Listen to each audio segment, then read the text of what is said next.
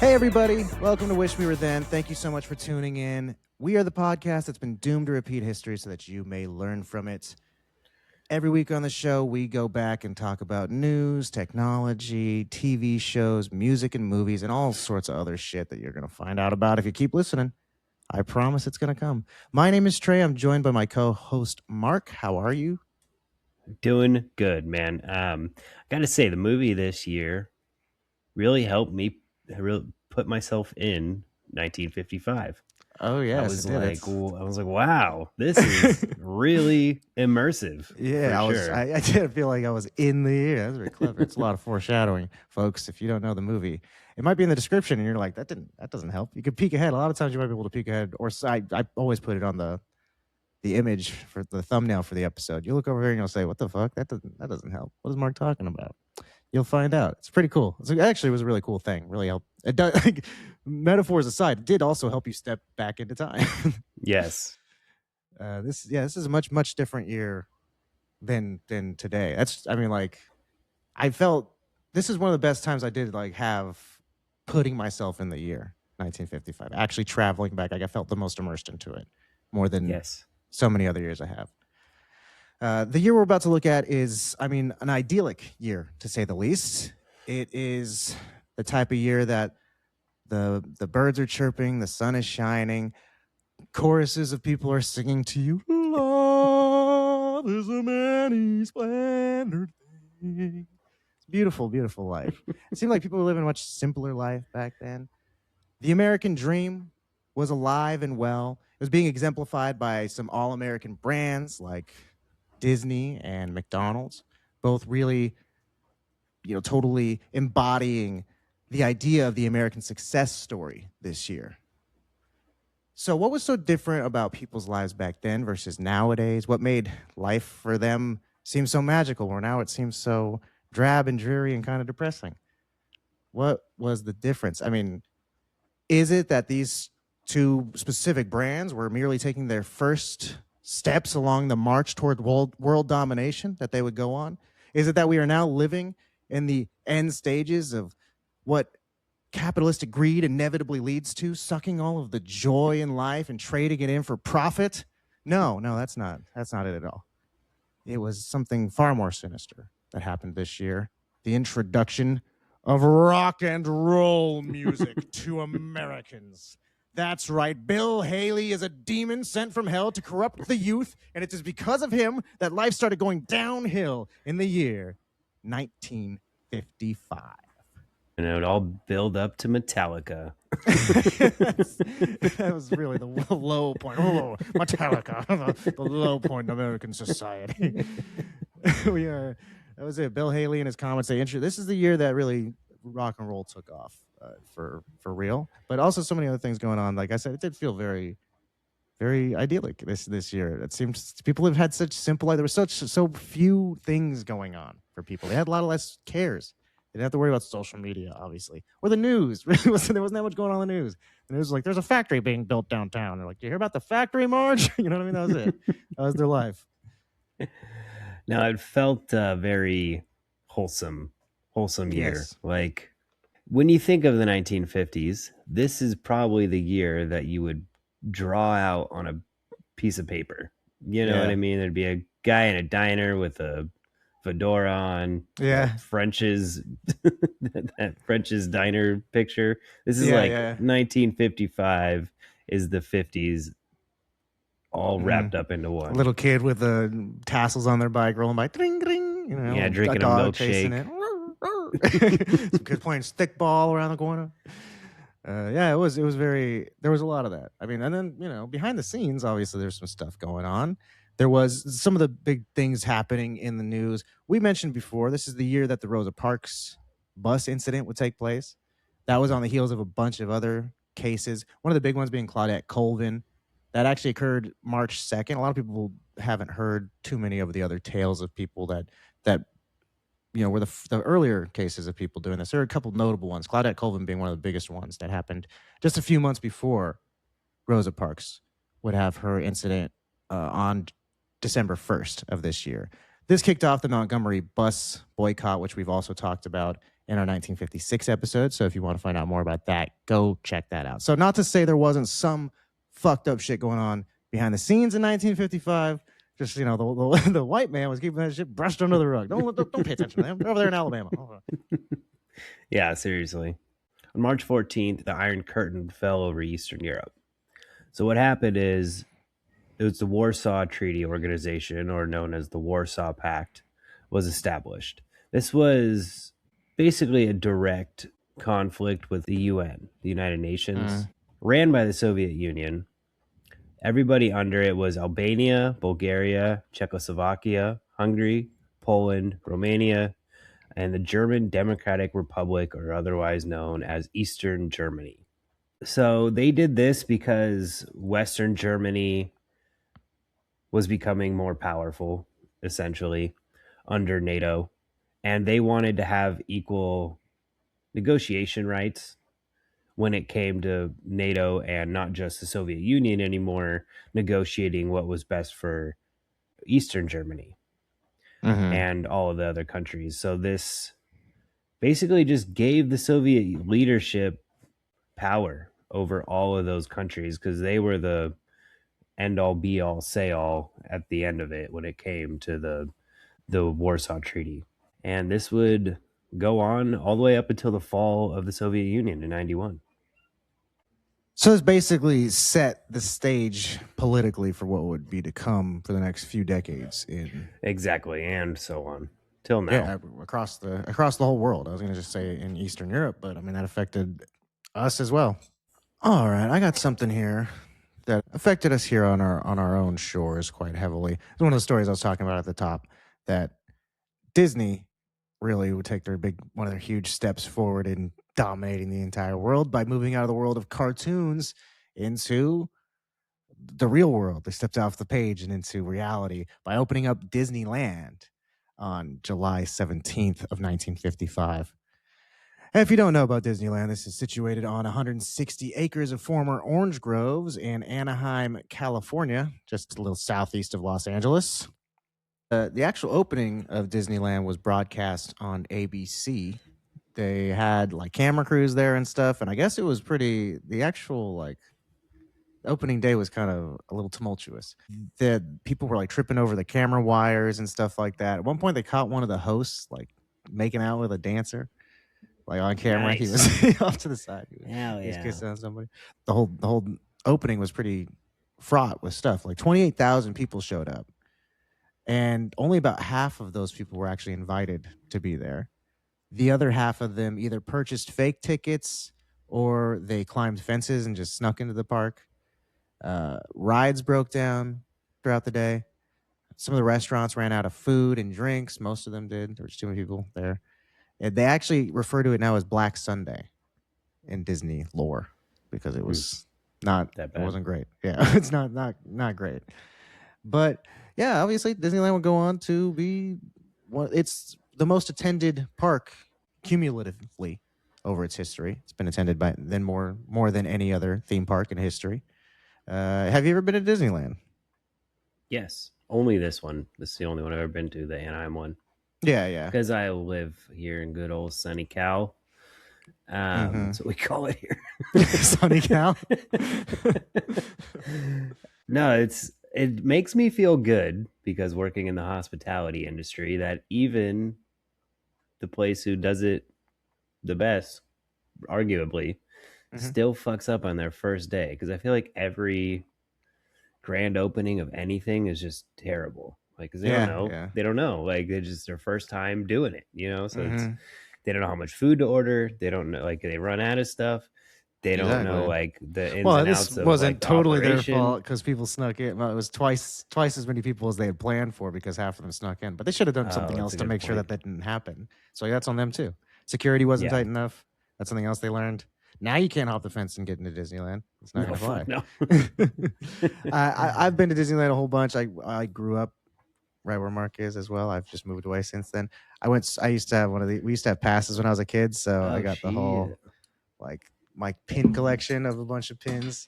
Some pretty cool ones on here. I used to love doing this as a kid. Like if you don't know, you go to Disneyland, you buy these pins, and then you can trade them with other people Also, if you have these, you can just go up and trade with cast members, and they kind of just have to do it. You I can't. didn't know that. Yeah, you have to they have to That's too. so Like that's what I've heard, and I've just been like a little too. I've done it. I have traded with them before, and they're always like, yeah, of course. But I'm pretty sure that they say like you don't wear your nice ones there because the ones you like, the ones you Yeah, don't mind yeah. trading away. Yeah, you keep the ones that you want on yours to your one that you bring on your days off, because then they can't force you. But yeah, this is actually, I just forgot this thing, because you get these lanyards at Disneyland, but mine was a 2004 Mickey Mouse Olympic medal. I should have worn this on 2004. Damn, that's cool. Well, then you wouldn't have been able to wear it now. So It's true. I only get to wear one thing, and forbidden in the laws. Yeah, it's that. Don't tell that to my Spider-Man shirt. It's been worn 1,000 times. But there you go, Disneyland, happiest place on earth. A little bit of happy news. Usually we have a lot of bummer stuff up at the top, but that one's some happy shit. I thought I'd throw in there. Happy California news. Yes, it is. Oh, in some sad California news, Hollywood actor James Dean would die on September 30th. I didn't really ever know what the story was behind. I knew he died young. I kind of knew it was a car crash, but I didn't know much about it. He was 24 years old at the time of his death. He was he was a racing guy. Like he was pretty good at racing, actually. I didn't know that about him. He was a cool guy off the track too. He was on his way to a sports car race in Salinas, in California. He crashed on the U.S. Highway 466. Now it's just a California State Route 46. And it was the junction of that and State Route 41. The other guy's name who he crashed into was named Donald Turnipseed. That's a fun name. I've never heard that. That is a cool name. I've never heard that last name in my life, Turnipseed. He was turning left onto 41, and they both head-on collided. He wasn't going that fast, actually, James Dean. He was only going about 55 miles per hour, I believe. Was that the speed limit after we did the speed limit thing? Or was that after? I think this was prior to that happening. Just curious. We just said. But yeah, no, I think the speed limit on that road was 55. So he was going the speed limit. Some people thought he was going fast. There was reports that he was, but no, people like the actual like forensics people came in and said he was probably going about 55. He died of a broken neck. That was like the main cause of his death. He had, like I said, he had been a professional racer, actually. He had a 55 Porsche Speedster. His first race was in March. He finished first in the Saturday novice class and then second on the Sunday night main event. So he was really good. Nice. In May, he took first in class and third overall in another race. And then he was barred from racing by Warner Brothers because he was filming a movie called Giant that would come out in 1956. Like, as soon as he had the opportunity, though, he traded in his Speedster for a 550 Spider, had the words "Little Bastard" painted on it, because that was a cool name for his car. He was traveling up to go to a race, and basically all day long from LA up there. He had actually gotten a ticket on the way up for speeding, so I think he was actually driving carefully after that. Whose fault was it? The other guy, he didn't see him coming, because he had a little car. His car was very small. This little Spider was a small little thing. So Turnipseed said he just didn't see him until it was too late. I think when he was turning, he went over the line. A couple weird things about this that go along with this story. I'll say the Alec Guinness connection first. Actor Alec Guinness, who would go on to play Obi-Wan Kenobi in the Star Wars movies, in his 1985 autobiography, he says that he went to L.A. and he met James Dean while Alec was leaving a restaurant. James was coming to the restaurant, and that he showed him his new Porsche, and he's like, "Hey man, it's just been delivered," And then Alec Guinness claims to have said, "Please never get in it. It is now 10 o'clock, Friday the 23rd of September, 1955. If you get in that car, you will be found dead in it by this time next week." Again, this happened September 30th that his death occurred. So apparently Alec Guinness was a real-life Jedi years before. Yeah, dude. That was a good casting on their part. Knew the future. You'll be dead within the week, he says. Wow. He knew the time. He remembered the time. It's 10 o'clock. Wow, what a specific quote, Alec Guinness. You sound like a liar to me. You sound like a ghoul. You sound like somebody's trying to profit on someone else's death. You creep. But maybe he's telling the truth. Who knows? I don't know. That's a wild thing to say if you didn't actually say that. Yeah, it is either way. I mean, that's pretty. It's a wild thing to say if you did say it. It's a strange thing to tell someone, hey, don't get in your car. You're going to die. Hey, maybe he says as a friend. If you were my friend and you thought I was going to die, I hope you would tell me. Yeah, I guess. It seemed like it was the first time they met, but who knows? It's a weird... That would be a weird thing for somebody you've never met before. You're going to die. And he's like, oh, yeah. Oh, fuck, I don't know if I like this guy. Well, then the other weird thing, though, about this is that while he was filming the movie Giant, when I talked about earlier, where he was barred from racing, he filmed a PSA during a public service announcement sort of deal with the actor Gig Young. We've talked about him once before on the show. He was the one who got fired from playing the Waco Kid in in Blazing Saddles. He was sounding a little slurry during the PSA, actually. He was like, we're about to do a James Dean. I was like, I think that he was really watching himself during the close-ups. Well, once or twice, he kind of slurred, and I was like, I think this guy is on the sauce. Anyway, Gig asked him just basically how he felt about driving, because he was noted. He's like, you ever drive crazy out there on the roads? And James was like, no. Ever since I started driving professionally, I drive very carefully on the highways, because I get my thrills out on the track. I don't need to be driving all fast and stuff like that. So he's telling the kids, be careful out there. Don't be drag racing. And he ended the PSA with the line, be careful, everyone, blah, blah, blah. He said, the life you save just might be mine. And he walks out. He was supposed to say the life you save just might be your own, but he ad-libbed that right at the end. Ended up dying shortly thereafter on the roads. Mm-hmm. Pretty wild, huh? Yeah, it is wild. Alec Guinness was right. It was like real. There was some, and people said that car was cursed. Like after the fact, they did like salvage the car and put it back out on the tracks. One person did die in it later, racing. So there was at least one death. I think that there were a lot of stories of other unconfirmed things that happened, but I know at least one person did die later on driving the same car. Like the exact same car? That's crazy. Yeah, and Alec Guinness said, "Don't get in that car." All right, I got more California news. Moving on to the food world, though. Ray Kroc opens up the first McDonald's franchise in Des Plaines, Illinois. So McDonald's was already a company, and Ray Kroc was selling the Prince Castle multi-mixer milkshake machine that can make 5 milkshakes at a time. He got an order for 8, and he was like, why does somebody need to make so many milkshakes at one time? What's happening? So he flew out to San Bernardino, California, and he met Dick and Mac McDonald. They used the speedy service system, is what they called it. They're basically just really efficient. And you got your food in seconds. And it was just basically they had a really good system and they had it down pat. He convinced them to open up this franchise. He did not become extremely profitable right away because he was putting so much time and effort and money into his restaurant that he wasn't getting a big return because of the contract that he signed with the brothers. So what he did, he convinced them to open more franchises. He bought the land that the franchise was going to be built on. And then when somebody came in and spent the money on the building to build it, he owned the lease agreement, basically, of the land in itself. And that's how he started making money off of it. Yeah, he got that idea from the Tasty Freeze vice president. Oh, really? Yeah, Harry Sonborn. It's actually called the Sonborn system or Sonborn model, something like that.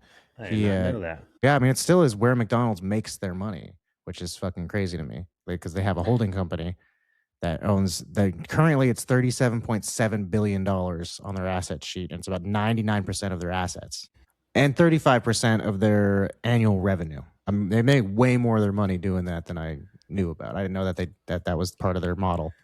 Yeah, it seems like they'd be able to lower their prices if that's 35% of their revenue. Right. This was their 9th location that opened on April 15th of 1955. The Ray Kroc, his first location, was their 9th one overall. He was on board with them for 6 years until 1961 when he finally kind of drove them out a little bit. Like, because I guess they were dragging their feet. He was really progress minded. He's the one who did Take It National he was totally in charge of the ones outside of California. It was really his doing that it became this big thing. And that was in 1961. He bought them out for $2.7 million, which would be just about 30 million today. It said it left them with $1 million each after taxes. And they were able to keep their restaurant, but they had to rename it. So they renamed it the Big M. And then Kroc opened up a McDonald's down the street and ran him out of business. Yeah, he really didn't seem to get along with these guys. Fucking asshole. He's like, I'm leaving you guys with nothing. That's crazy. I watched the movie on it. Oh, okay. The Founder? I've never seen it. Not this week. I've seen it before, I should say. I've never seen that one. Yeah, with Michael Keaton. Yeah, he does a good job. It's a good movie. I mean, and to be honest, it doesn't make him seem like the best of person still. Yeah, he does seem to be a little bit of an asshole. They made him seem ambitious, we'll put it that way. All right, so I got another fun food thing that would definitely change the lives of day-to-day people and your people like yourself, Trey. Coca-Cola used aluminum cans for the first time. Oh. Instead of using glass bottles. Oh, damn. Okay, I didn't know that. That's cool. So that's definitely like, so the vending machines would change. You know, you've seen the old ones where like there's like a bottle opener on them and stuff. Yeah. So yeah, a lot of things would change after this. That's crazy. Much safer. That's for sure. Having the aluminum can, not having a shatter bottle. Feel more comfortable like taking it in the car with you. You know what I mean? Yeah. Like just walking around or riding your bike or something like that. Throw it in the back seat, not a bunch of glass bottles rolling around back there. Dang, that's pretty neat. 50s feel like an aluminum can era for sure. Yeah. To lead us into the technology section, but kind of a segue from the food. Another thing that would really change the life of Americans in the food industry, or the food world, I guess, is that on October 25th, a company called Tappan would introduce the first home microwave oven. Prior to this, it was something that was available in commercial instances since 1947. That was the first commercial microwave oven. It was called a radar range.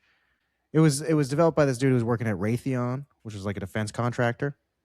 He was working on a radar machine, and it melted the candy bar that was in his pocket. So then he realized radars could heat up food, all that. 47 came out with the radar range. Did he also realize that he had cancer? No, not for a while. He just died mysteriously. No one knows. But then Tappan would lease the technology to start working on them themselves, and in 1955 introduced the home microwave oven. And they only made 34 of the RL1 model, is what it was called, back in 1955. They cost $1,295, which today would be about $16,000. Wow. And not very affordable. That is, even though it's crazy. Yeah, they were 150 pounds.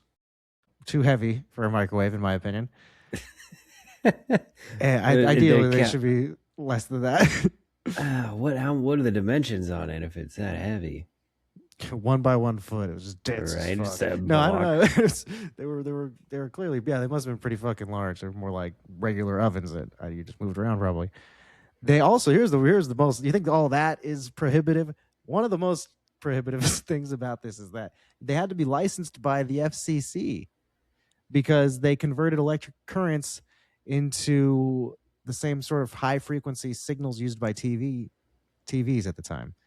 Part of the airwaves and shit were being affected by the microwave, so you had to license it. So the People FCC definitely getting cancer and those things. The FCC had to know where these were. They had to be like, all right, there's one at the Johnson's house, so steer clear of there. People said, actually, one of the sales brochures that it came with on the early ones actually assured homeowners that their new oven would not interfere with either radio or television reception, because they were like, you do have to register this shit with the FCC, but it won't fuck up the things in your house. You're like, okay, what is it doing then? Why do I need to register this thing if the TV is gonna be okay? Man, that's crazy. Yeah, so that was the first ever home microwave oven, but technology all has to start somewhere, right? It's usually a little dangerous when it first comes around. Some people have to get cancer so we can have microwave burritos. Exactly. That's how the old saying goes, right? Okay, so home convenience is what we're looking at here in the 1955s. The Zenith Flash-O-Matic. This was the first ever TV remote. Oh, wow. It was invented by Eugene Poley. It operated using a directional beam of light, which would direct 4 different photo cells located on each corner of the TV. So you had to buy a TV designated for this remote. It was more or less a flashlight, if you look at this thing. The photo cells did sometimes get affected by like sunlight. So if it was like direct sunlight in your house, like it was hard to use this thing. But you could change a channel, you could turn it off and on, and you could mute it. The mute function was like something that was a selling point. It's like, oh, you don't have to listen to the commercials. You can just Oh, that's cool. But they were big, bigger than the average sets. 30,000 units were produced during the production run of this. The remotes were $100 and the TV was $400. Okay, it was considerably less than a microwave at the time, at least. It's true. Convenient stuff. I wouldn't have thought that they had remotes back then. I mean, that's something that so many people talk about. Well, when I was a kid, you had to get up and change the channel. So it's like, oh, you just didn't have one of those fancy Zenith TVs. So you could have done that. Your parents were poor. That's what you have to say now for your parents. Like, when I was a kid, you had to get up and change the channel. It's because you were poor, Mom. I was a TV remote. Well, that's what a Forza person would say. No, rich kids down the street, they had Zeniths. They had Flash-O-Matic since the 50s. What are you talking about? Yeah. Where were you? I have a couple of toys that I discovered in this year. Okay. While I was out there walking around. First off, I'll mention the American one was Woolly Willy. Woolly Willy. The type of, the one where you have the little magnet and you make his hair and say it's a bald man. Oh, yeah. And you can drag his beard to the top of his head and stuff. Yeah.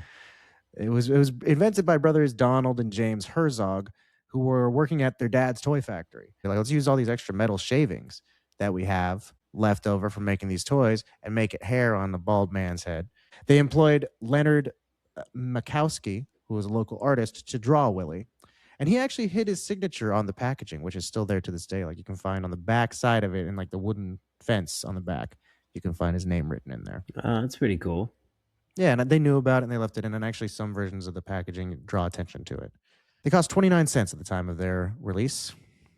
Now, here's another toy that came out. This one's much more influential. We've talked about it when it came to America's shores, but back in 1955, in August on the 12th, the Bild Lilly doll, B-I-L-D, Lilly doll, came out in Germany. Bild was a German tabloid newspaper, and Lilly was a character in that paper, a little cartoon.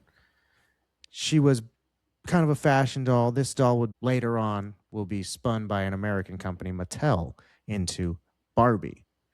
But at the time, still just a German thing, cost around 10 Deutschmarks, where the average weekly pay was 75 Deutschmarks. So this thing cost a lot of money for people at the time. Yeah. And so it was marketed not to kids, but to like grown-ups, to men specifically, as a gag gift in a bunch of like cigar shops and stuff like that. And it wasn't it wasn't in Germany that initially. It was actually in Italy and Scandinavian countries where it was first marketed as a children's toy. And there was like this fancy kids doll. I think President Mattel's wife was vacationing years later and then discovered this doll. So, but back then, 1955, still just a Bild Lilly doll, but would go on to become Barbie. All right, we'll move on to sports. The champions of this year. The World Series champions were the Brooklyn Dodgers. The NFL champions were the Cleveland Browns. Yeah, the Browns, I was kind of curious about that. I was like, the Browns notoriously don't do that hot, right? So I wanted to see like when they won last and stuff. They actually were doing really well in the 50s. They won 50, 54, 55. They didn't win again until 64, and then that was it. Not since like the NFL merger have they ever done well. For 5 years, they were doing really well, and then they kind of... That was a really long time ago, though. Because back then they were good, though. Back then you were proud to be from Cleveland, working man's town. Yeah, they're pretty much bad my entire life. No, they've been. I mean, obviously they haven't been good for most people's lives nowadays. That's true. That's a good way of putting it. I have an interesting sports story here that occurred, and I looked to the world of horse racing because the older years, it's kind of you have to poke around into different stuff to find something cool.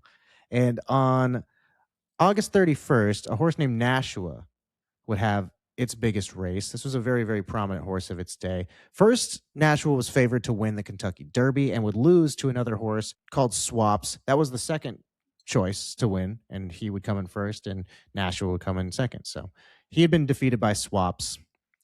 Then, a few months later, here in August, Nashua would defeat Swaps at the Washington Park in Chicago.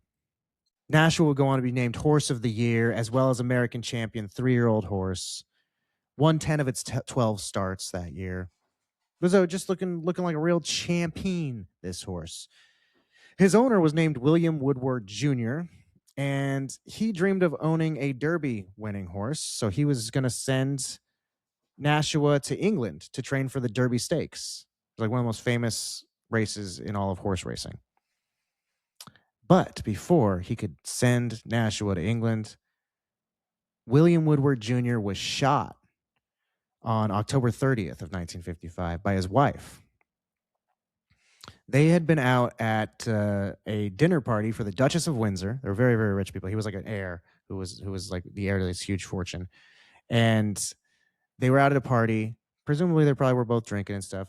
There were warnings of a prowler who had been in their neighborhood of like these really fancy homes that they lived in.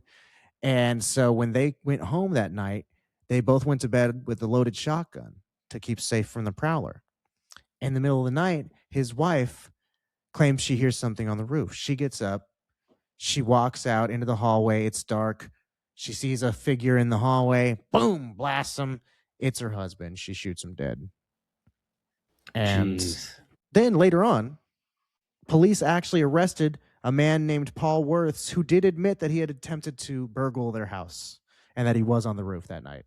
And he heard the shotgun blast, got scared by it, and ran off. So it was actually a real thing. Like, people thought this could have been possibly there was some sort of foul play at hand, but there was a real guy. Some people think she might have paid him off to say that, but it's not really ever been substantiated. Mostly, she did get tried in front of a jury. They determined there was no wrongdoing. Obviously, this was an accident in their regard, and there was not murder. So nothing bad happened to her, but crushed the dreams of this horse, Nashua. He would not be sent to England, and he would not run in the Derby Stakes. Dang, that's crazy. Maybe she paid him to be on the roof. Yeah, that's what, like I said, some people did say that could have been it, but it's not what the law says. So done with the sports champions. Let's talk about the top performing TV shows. For the first part of the year, I Love Lucy was at the top. And then it dropped down to number 2 in the second half of the year when the $64,000 question debuted and took number 1 for the second part of the year. So $64,000 question came out and was really, really popular right away. Quiz shows were huge throughout the 50s. We've kind of talked about that a little bit.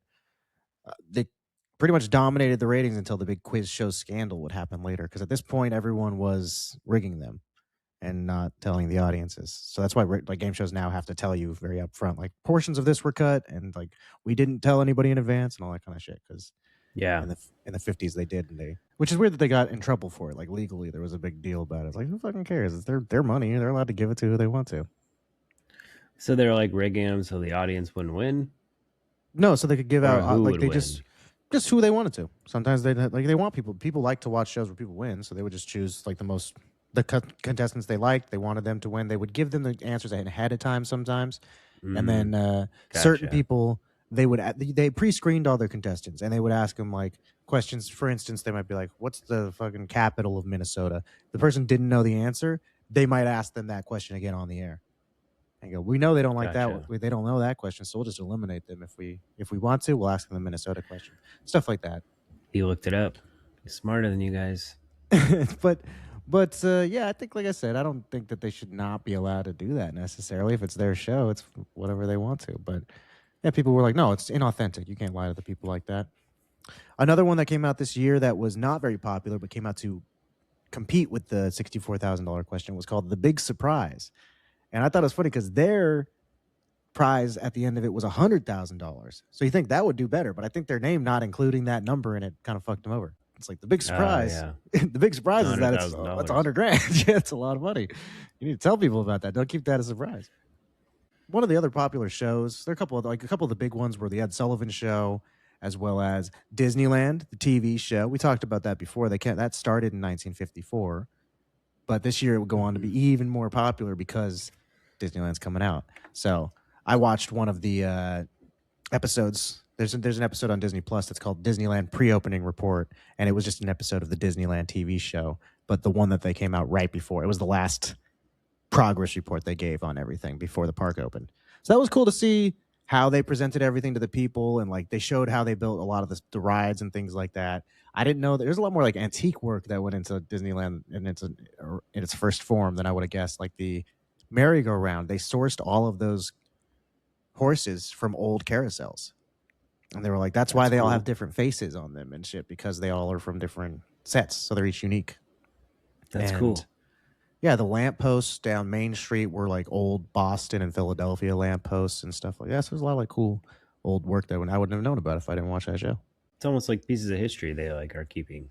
Yeah, yeah. And I don't know if those are, I think that I'm sure the lampposts have been changed out. And then those horses probably aren't the same horses, but at least they're modeled on them. Yeah. Or maybe they are the same ones. I don't know for sure. Another one that was pretty big was the Jackie Gleason show. It was really popular at first in the first half of the year and then part of the second year. But one of the big reasons why it was popular, this is an interesting story. The Honeymooners would come out this year. The classic sitcom that everyone knows, the like, one of these days I'll pow straight to the moon. Yeah. It's the classic formula that like the Flintstones would be based on, and Simpsons and Family Guy, and it's like fat loudmouth husband, and then the wife is this, better looking than he is, and just long story. Doesn't really put up with his stuff. He's like, oh, I'm gonna fucking hit you, and she's like, yeah, I'd like to see you try. It's like that was most of the show. So I watched some of the Honeymooners. It's hard to find now, but I watched one of the episodes that was initially Honeymooners was a sketch on the Jackie Gleason show. He had a variety show, and one of the sketches they would do was the Honeymooners. That sketch was super popular. Initially, the sketches would be like between 3 to 12 minutes. Then as it got more and more popular, they started being like half an hour longer, 40 minutes. So the one that I watched was like 45 minutes. It basically was the entirety of the Jackie Gleason show. At a certain point, he would come out, he'd do a little spiel. You'd watch a 45-minute episode of the Honeymooners, and then he'd come out and say goodnight. So I actually watched one of those earlier episodes from 1955 in January. I saw an episode from when they decided finally, we got to make this its own show. Like he's basically competing with I Love Lucy a lot of the times. People like the Honeymooners a lot. Let's make it its own show. It kind of flopped as its own TV show. It didn't do that well. It came in at like 19 or something like that at the end of the year. And Gleason himself, he only ran it for one season. Afterwards, he's like, I don't want to do this anymore. He had $7 million left on his contract. He just dropped the show because everyone felt like it was better when it was live on the Gleason show as compared to pre-taped for the Honeymooners itself. And then also the half-hour time constraint. They were like, we liked doing those 40-minute episodes. We had more room to play with. Now we're like, And plus, we've gone for years now already. Kind of done with story. We're out of stories. So he just did it for one more year and stopped. So this was the only year the Honeymooners would be on the air. Damn.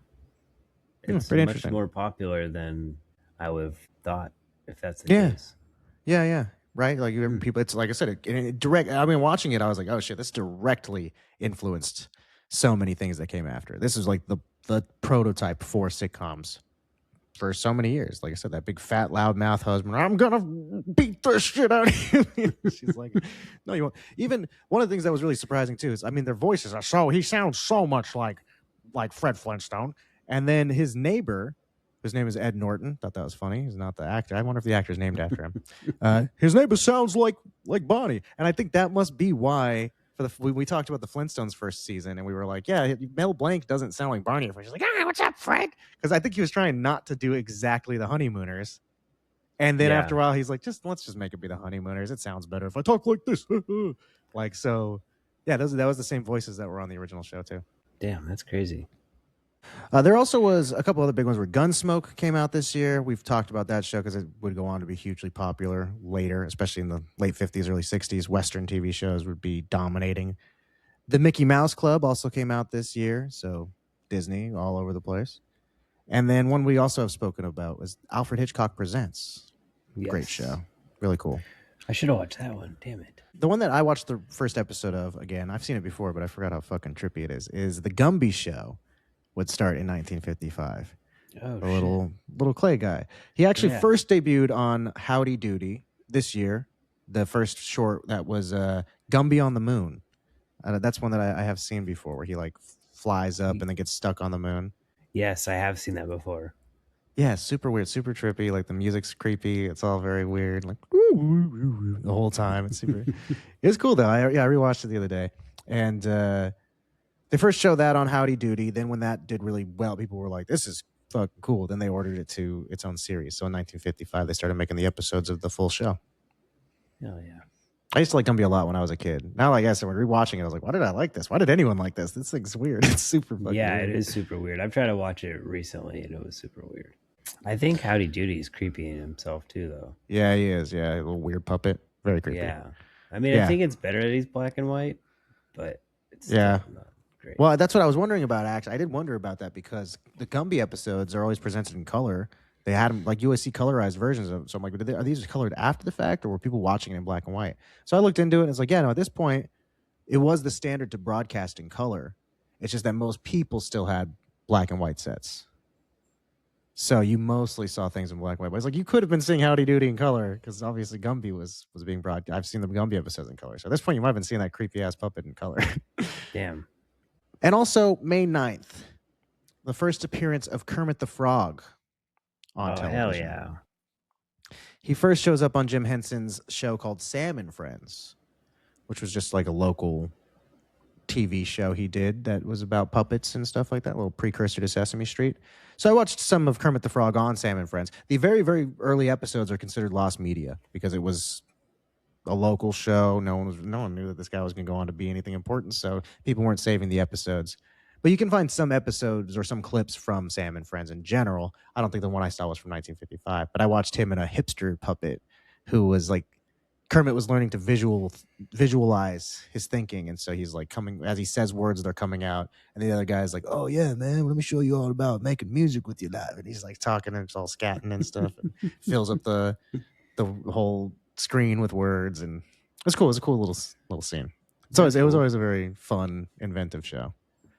Well, speaking of scatting, seeing all the fun jazzy music that was going on back in 1955, let's move on over to talking about the music for the year. Now, the way we typically do this is that we break down the top 5 on the Billboard charts for the year end, the Hot 100. That did not exist in 1955.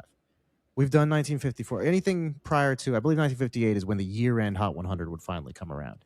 Yes. All these other ones, I've had to do a ton of work putting together and compiling a list and trying to figure out on my own what I think the top 5 are. So I actually let a different show do the legwork for me on this one. I just trusted their judgment instead of doing. I mean, I've looked through like the old Billboard magazines and got these other like historical things and shit and done all that work. This time, I actually relied on a show called Chart Crush. They're a radio show that talks about the top songs from each year. So they went ahead and because there were like 5 different charts that songs were coming out on back in the 1950s, the popular in stores, the popular with radio DJs and all these different things. So they compiled all of that, came up with what the actual year-end list was. So that's the list I'm relying on for this year. That being said, you can get a look at the top songs from 1955 on a playlist that I put together on YouTube. It's a link in the description. On our Instagram, link in bio, you'll find this Spotify playlist. All right, let's jump on to number 5 to kick things off. Love is a Many Splendored Thing by Four Aces and Al Alberts. It was released on August 18th with the movie named Love is a Many Splendored Thing. Before the film was released, Don Cornell and the Four Aces recorded the song, which was released as a single. There was a lot of other major artists that they offered the song to, Nat King Cole, Eddie Fisher, Doris Day, but they all refused because most of them didn't like the song. After the release of the single version, it became a success. It reached number 1 on the bestseller chart in October of 1955. It won an Oscar for Best Original Song for its use in the movie, which actually was something that initially it was just going to be orchestral. It was just going to be a musical thing. And then they wanted it to be eligible for Best Original Song, but it needed to have lyrics to do that. So they like delayed the release of the movie and then added in lyrics. And then it ended up winning the Best Original Song Oscar. So that was pretty sick for them.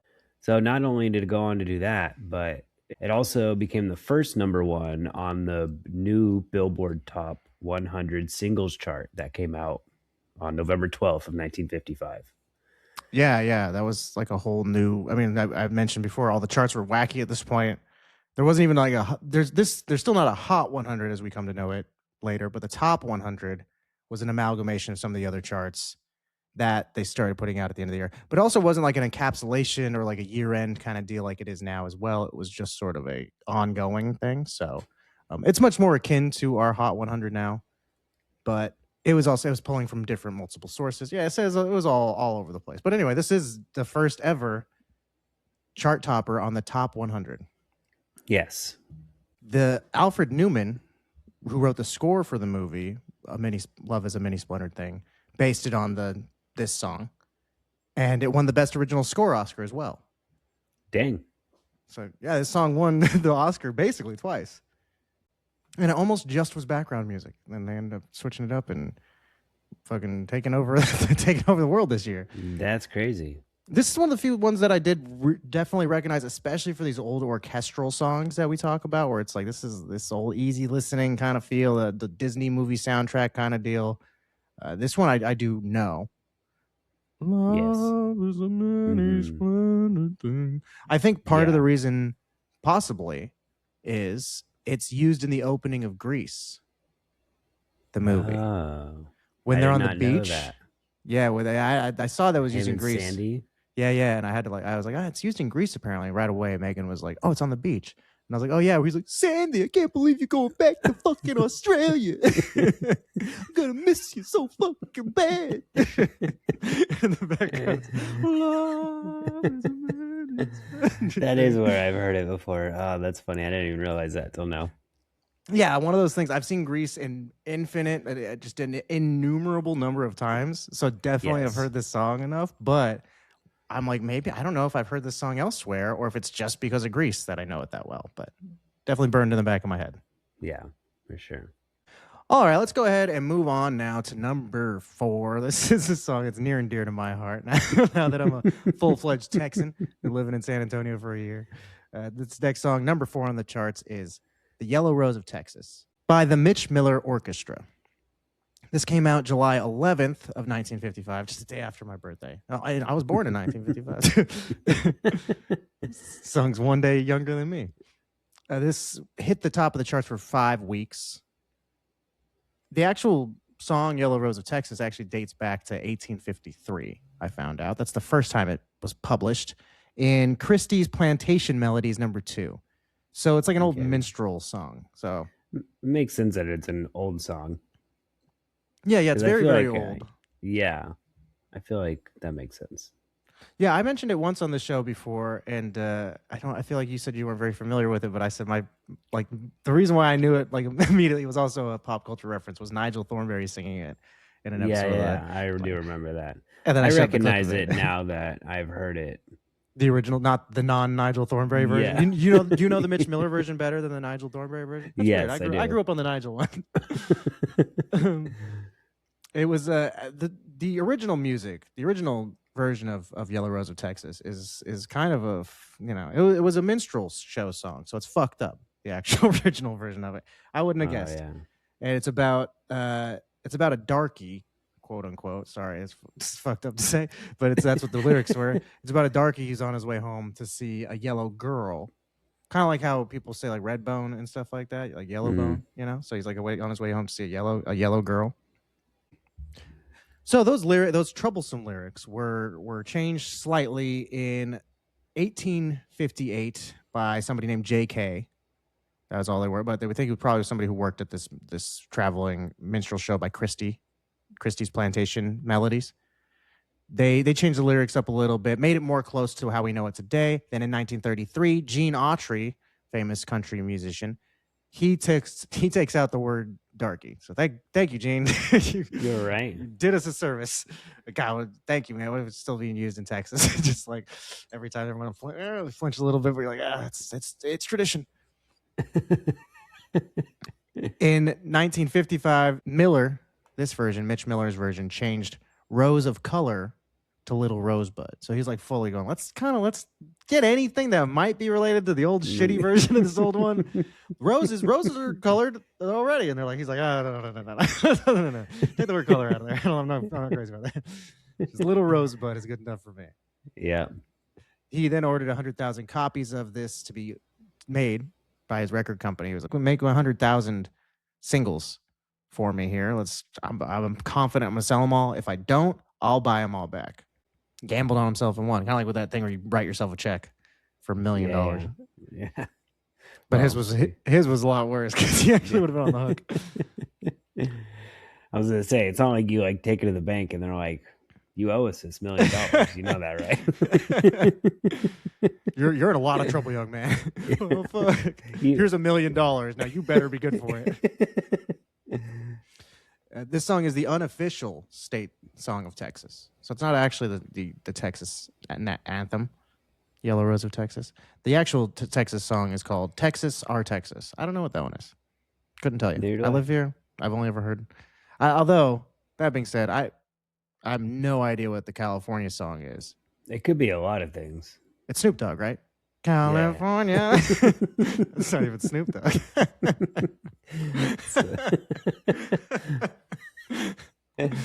Yeah, that one. First thing I had came to mind was not a Snoop Dogg song. All right, moving on.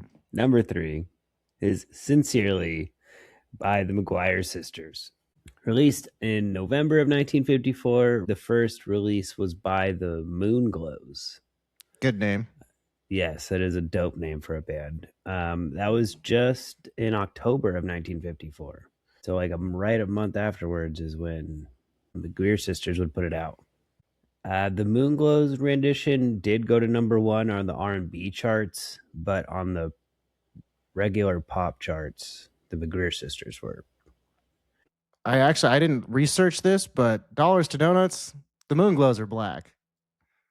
That's my guess of why the McGuire Sisters really? version. I'm guessing. I did not know that. I don't know. Like I said, I didn't look it up. I'm just gonna guess. Yep, Moonglows were black. That's why their version doesn't do as good as the McGuire Sisters. I'm also gonna go ahead and assume it was probably better than this one, but you know what happened all the time back then. So yeah, it did. Not a lot that I could find. Yeah, I saw that. I guess one of the big things that they kind of helped popularize was dancing around while they sang. They popularized that. They didn't like come up with it. They themselves say they got the idea for dancing around from the Andrews Sisters, who were popular in the 40s. And I read a lot of stuff. The Andrews Sisters were pretty salty about the McGuire Sisters. At one point, they said the McGuires were pretty good when they stopped trying to be the Andrews Sisters. Like they thought they were jacking their steez. They didn't really say they weren't. They said they got the idea from them. Yeah. They're like, oh yeah, we're just like them, but check us out. on top of the world, drinking champagne. Like, we're just like the Andrews Sisters. The Andrews Sisters are all 10 years older, all salty and sad, because pop music wasn't that big of a thing in the 40s. It was just kind of coming around. So no wonder they're mad. Yeah. But they missed the window. Yeah, they were just before their time, probably. Yeah, I mean, there wouldn't have been girl groups without the Andrews Sisters. Thanks a lot, gals. All right, here's the McGuires, everyone. Fabulous McGuires. Bring them on to TV. The Moonglows version of this song, the original one, has an interesting little bit of history to it. So Sincerely was written by Harvey Fuqua and Alan Freed, who was a DJ, Alan. He actually ended up being involved in a big payola scandal. I talk about payola every once in a while, which is the practice of DJs receiving money to play songs on the radio. And just like the quiz show thing we talked about earlier in this episode, one of those things where you're like, they're on a radio station. Who else are you going to pay to play them? Why does this have to be impartial?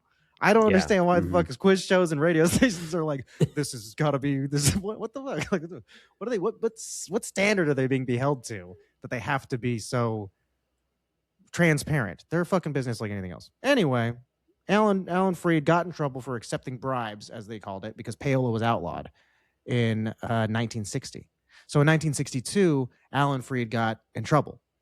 Basically called into question everything he had done in the 50s, because he was on a ton of songwriting credits throughout the 50s. Most notably the song Maybelline, Chuck Berry's first single. Mm-hmm. Alan Freed was credited as a writer on that song initially.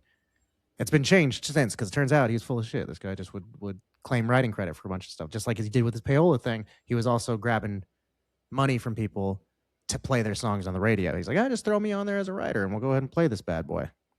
This is one of the ones, Sincerely, that got him a lot of money. Harvey Fuqua, though, maintains that Alan Freed actually did help him write it. He says Alan Freed sincerely wrote the song, but the rest of the band, they don't really agree with him. It's not like there's not a lot of noise being made, but I just read somewhere that they've disagreed with that fact. Yeah, the Moonglows say that they think that Harvey wrote by himself. I don't know why he's holding the line for Alan Freed. I guess why he would lie. Maybe he's being blackmailed. Maybe this guy's a real sleazeball. We just don't know it. Yeah, maybe it goes deeper than this. Who knows? Yeah, so that's a little weird, sordid history behind the song "Sincerely." So there's always at least one of these top 5 songs we talk about has some sort of royalties issue or some shit going on with it. Somebody's always trying to get somebody else's money. Being a sleaze. Mm-hmm. All right, let's jump on down to number 2. All right. This is probably, I think for most people, this would be the most recognizable song from the top 5. Number 2 is "We're Gonna," in parentheses, "Rock Around the Clock" by Bill Haley and his Comets. Came out May 20th of 1954 and spent 8 weeks at the top of the charts. It was written by Max C. Friedman and James E. Myers, or his stage name Jimmy DeKnight. In 1952, they wrote this one. It was actually first released by Sunny Day and His Knights on March 20th of 1954. So just like 2 months prior to the Bill Haley version of it was the first version. So there's actually not initially a Bill Haley song. This is the first rock song to top the charts in both the U.S. and in the U.K. It hit the U.S. on July 9th, and it got to number 17 in January in the UK. So it actually was a bigger hit in the UK first. I think they are more acceptive of rock music. Obviously. Yeah, I mean, this is the first one. So they clearly... I guess that's a good... Yeah. I would have guessed that before knowing that fact. But yes, that kind of clarifies it.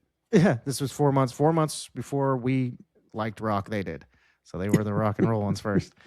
But... I mean, rock and roll had existed for a number of years. I mean, for decades, really. When you really dig into it, this is the first ever popular rock and roll song. That's true. It's the first one to ever hit number 1. But there are other ones that were big. You look through it, old music, and the word rock, like words rock and roll, appear next to each other in songs way, way prior to this. You're like, what the fuck were they talking about? A lot of blues songs do even. Yeah. I guess, rocking, you rock back and forth. You roll around on the ground. I don't know. But there's a lot. They pops up in a lot. Roll your hips, Yeah, I guess. I saw some songs that like had to have the lyrics changed from this year outside of the top 5. There were some songs that had to that changed the lyric. They had to change the lyrics from to dance with me from roll with me, because roll with me was considered sexual. I guess it's like rolling the hay. Get on the ground and roll with me. Let's roll back and forth. Yeah, we're not wrestling. We'll see what happens. See, it's if things naturally find their way into anything else. We'll see what happens. Just rolling around. Something's naturally fit together. Well, that's nature. That's not our fault. It was actually written for Bill Haley, this song, even though it was first done by Sunny Day and the Knights. It was written after Bill Haley's 1953 song "Crazy Man Crazy" did well on the charts, did decently well. Which I listened to that, and that song's kind of just a more bluesy version of this song. Essentially, it's very similar in cadence and stuff like that. But it's another one that was like, oh, rock. Bill Haley was already rocking before he did this one.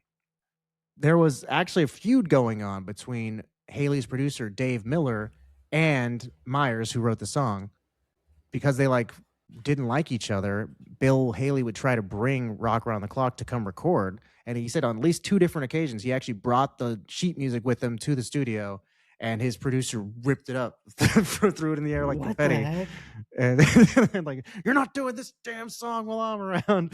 That's comical, man. Just say no. But then after he left Essex, his old label, and moved over to Decca, he was able to record this song, which also almost didn't happen. He was late to the recording session because his ferry that he was on hit a sandbar. So then while they got late to the actual sound studio, his producers wanted him to record a bunch of other shit. They didn't really want him to record this one still, because he brought this. He'd been wanting to do it for years, and they were like, maybe let's do the other shit we got planned already. They're rushing through all the rest of the songs. Sammy Davis Jr. is outside waiting. Actually, he's next in line. So he's like, "Come on, man, you gotta hurry up in there, man." And they're like, "We're sorry, Sammy. We're rocking as fast as we can." Finally, last thing they get to do, they give him a take of this song. His vocals are turned down too low. He's drowned out by the band, so they give him one last take, and that last one mixed with the other one, they combined the two together and came up with the version of the song that everyone would go on to know. So it was just two kind of cobbled together decent takes into one song. So Rock Around the Clock was released back in May of 1954. But it didn't blow up until this year, 1955. It actually was popularized by the March 1955 release of the movie Blackboard Jungle. And when teenagers went and saw that, they were like, "What the fuck is this?" And they started dancing around in the aisles. One of the reports I saw really said that they were dancing around in the aisles and shit, getting up in the because the music was so infectious. They just never heard anything like that. White Americans had never heard that before. Everybody, they took the fucking Sincerely song and they're like, get that less black, white that up, put it back, get some McGuire's on there. So this is the first time that most of Americans had heard anything like this. It was chosen for that movie by the star Glenn Ford was looking through his son's records, who was like 10 at the time. So that was that's like how the song randomly made it into. It was an old song, it'd been out for a year already at that point. It wasn't a huge hit. It just happened to be in Glenn Ford's kids' records collection. And so when he was looking through them, he was like, "This one's pretty cool. Let's try this one out." So could have been any one of these. It could have been Crazy Man Crazy, another Bill Haley song, if it just sort of randomly was this one actually. Damn, that's cool. I was surprised to see this one not at number one. But number one was Cherry Pink and Apple Blossom White by Perez Prado. That's so funny because this whole time, and this song popped up on the charts in 1954, so it was on the list back then too. Because I know I had seen this song before, because I just put it in the list for 1954. Mm-hmm. So for multiple episodes now, I've seen the name of this song. I did all the research this week looking at it. It wasn't until right now that I realized it's Apple Blossom White. The whole time in my head, I've been reading Cherry Pink and Apple Blossom Wine. Oh, no. And I was like, damn, that wine sounds delicious. Whatever. It's cherry pink and apple blossom wine, like cherries and apples. So I thought it was this delicious wine, but it's not. Changed my appreciation of the song completely. That's funny. Okay. It was composed by a French musician, Luigi Guglielmi. He's a French musician, but he was born in Barcelona, and his name sounds Italian. Yeah, I thought his name was Italian. Louis Guglielmi. Yeah. But I like that his name was the portmanteau. Luigi was just his first name, Louis, and his last name, Guglielmi. Like smushed together was Luigi. I thought that was cool. Because it looks like Louis Guy. Yeah, I know. I looked at it and I was like, there's no way his name's Louis Guy, right? Like... Hey, what's up? I'm the Louis Guy. I know it's 1955, but he's not from Brooklyn. Louis Guy over here. Get a little Louis Guy writing his fucking French songs. Perez first recorded this song in 1951. It was released in Mexico. And then later in December of 1954, it was released in the U.S. And it was number one for 10 weeks and was featured in a movie called Underwater in 1955. Both the top two songs really got aided by their use in movies. Yes. Mm-hmm. Our movies were so popular in 1955. It sounds trivial to say, but that was one of the few real forms of entertainment there were. TV was pretty big, but movies were big too. Like these were the two things you could do. So yeah, but if you wanted to go out and do something, you were movie. It was cheap. It was cheaper than going. I watched that Honeymooners episode, and they talked about going to the movies in it because Ralph was taking out their friends for his friend's birthday, and he was like, "Oh, I don't want to go to a big fancy club. Let's go to see the movies. Yeah, let's keep it cheap. So I'll suggest we go to a club, and you suggest the movies. That way, like you made her look like the bad guy. God, this guy's a piece of shit." But anyway, so it was a cheap way for people to go out and do something to be entertained. There wasn't a whole bunch of you didn't want to spend all that money at the Kit Kat Club, but What are you made of money or drive a bus for God's sake? The city's expensive to live in. So you're gonna see a movie. But I've never heard of Underwater or Blackboard Jungle. So these songs outlived the movies they were in. Yeah, I haven't heard of either of those things. Oh, and one of the few other facts I have written down about this song is that one of its alternate titles, because obviously this is a translation of a song. First of all, Prez, he speaks Spanish, but the song was written by Louis Guy. So it's not even in, it's in 2 languages already. That guy doesn't even know what fucking language he speaks. Is he Italian? Is he French? Who knows? So one of the translations for it is the Gummy Mambo. Gummy, awesome. like gummy bears. Yeah, I was like, that's fun. Gummy Mambo. It's a cool name. Oh, and just so we get some pedigree on him as well, so we know that Luigi was like a legit dude too. He actually wrote the melody for Edith Piaf's "La Vie en Rose." Oh shit! So he's written one of the most famous melodies ever. Yeah, and Prez, probably the most famous French song there ever was. Probably. And Prez, we've talked about him once already. He wrote the song Patricia that was on the charts in 1958. That was on the top 5. So I mean, he stayed popular in America. And then also one of the other songs that most people will recognize, at least the title of, and there's a very famous cover of this song, is he wrote Mambo Number 5. Oh yeah, that would later be due. His version doesn't talk about going to the liquor store around the corner like the Lou Bega version, but that is the same song that he would use for that.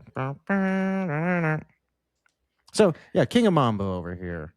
The Cherry Pink and Apple Blossom White. There was another version of this song that had lyrics in it. It was by Alan Dale, and I have to say I liked it. I liked it a lot. I listened to it. It was you did? Good, yeah, okay. Yeah, I didn't it was hear a really good version of the song, and I liked the lyrics. I'm assuming it's not talking about the delicious taste of the wine. No, of the wine. No. Pour me another bottle of that Cherry Pink and Apple Blossom White. Oh, so it's a rosé. Oh, yeah, okay. I didn't know. I think I looked in to see if it was on Spotify, and it wasn't. But it wasn't. I look it up other places. Let's see if it's on YouTube. Man, that first trumpet blast really comes in strong, doesn't it? All right, hold on, let me get the screen up here. Okay. All right, we have Alan Dale's version of Cherry Pink and Apple Blossom Wine. Let me freaking turn that down a little bit. Okay.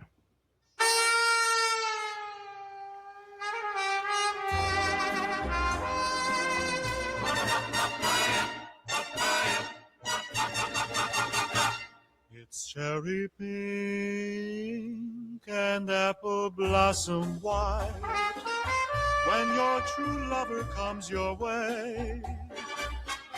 I was the cover of the record there said Cherry Pink and Apple Blossom White theme from Underwater, and then also said Alan Dale on there. So I was wondering if that was gonna, when it said theme from Underwater, I thought it was just gonna be credited to Perez Prado, but I wonder if maybe the Alan Dale version of it with the lyrics was what was used as the theme song for Underwater.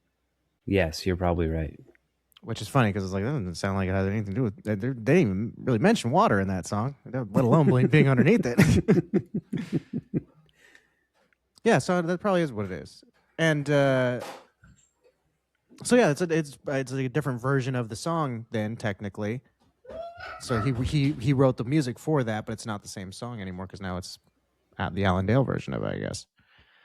Which back then would have aided it on a different chart. I wanted to just bring up briefly because I was interested to see who was going to take home the Cashbox top honors. Yeah, as we know, Cashbox will combine all different versions of a song that were released in the same year, which nowadays isn't a thing. You don't have to worry about if Drake does a song. He's pretty much the only one who does that song. It's not like somebody else is coming out with their version of the same thing. But back in 1955, you would see a lot of people have their rendition of a popular song. This is where you start to see that taper off already in 1955. So, I mean, earlier years, this was probably way more prominent. As it went on throughout the 60s, you still would sometimes see 2 different versions of the same song hit the year-end Hot 100. But this year, when I was putting together the list, I wanted to really highlight the fact that there was a lot of shit that was repeat offenders going on the Hot 100. So we'll talk about that in just one A lot of second. recidivism going on. But the ones that would take home the Cashbox honors were this. So I was curious to see who actually was the number one song on Cashbox based off of this, because of the fact that a couple of these I was curious. I was like, I bet you it's one of these couple. It was a tie. 8 Weeks was the top performing song on Cashbox 2 different times. Number one was Bill Haley and his Comets. So he actually did. He fucking bested a bunch of people, because the number two, or the tie for number one, the other number one song on Cashbox was Davey Crockett. I believe that too. Which we saw. So we look at the Billboard charts. There's a bunch of different versions of Davey Crockett. So Bill Haley matched all of those dudes with his one song, and he was the only one who did the version of it. Like, there wasn't another popular version this year. It was just the Bill Haley version, and then it was up against like 6 different versions of fucking Davey Crockett. Though I was surprised that that's the Davey Crockett. The pool was watered down a little bit. That's why it didn't pop up higher. Let's talk about what actually hit the top 10 on our list. Again, this is based off the Chart Crush version, which I think was pretty well done. It makes sense. You look at the best selling in stores, the DJ's best seller, the top 100 that came out this year. So it takes all that into account. But yeah, let's just run through, starting at number 6. You want to read them off? Yeah. 16 Tons by Tennessee sick. Ernie Ford. I love that song. That's like on my rotation. Yeah, that's one I definitely knew it, but I couldn't really place where I knew it from. I don't know, a bunch of things. Also on Fallout, there's a lot of these these songs that come out. So sorry to keep repeating that, but it's true. It makes sense. Yeah. Roll my soul to the company store. It's cool. He has a great voice. Number 7 is Mr. Sandman by the Chordettes. Surprised Mr. Sandman wasn't up higher. It's on the top 10. I mean, I believe that. I understand. Yeah, I think it had the more lasting effect than most of these other songs. Yeah, this one is one of the most well-known, definitely, Mr. Sandman. Yeah, but I mean, I'm not surprised that it's not like number one just because we know it, Just I was gonna say, I guess it's like got the distinction of being, how many other songs can you like put a kind of fun poppy song to when someone's falling asleep? There's not a whole lot of songs. They're like, everybody go to sleep, come on, come on in and lie down, grab a pillow and a blanket too.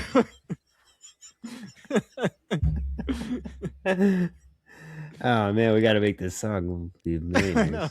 We'll definitely be. That would fill in a need that people didn't know they had. Number 8 is Moments to Remember by the Four Lads.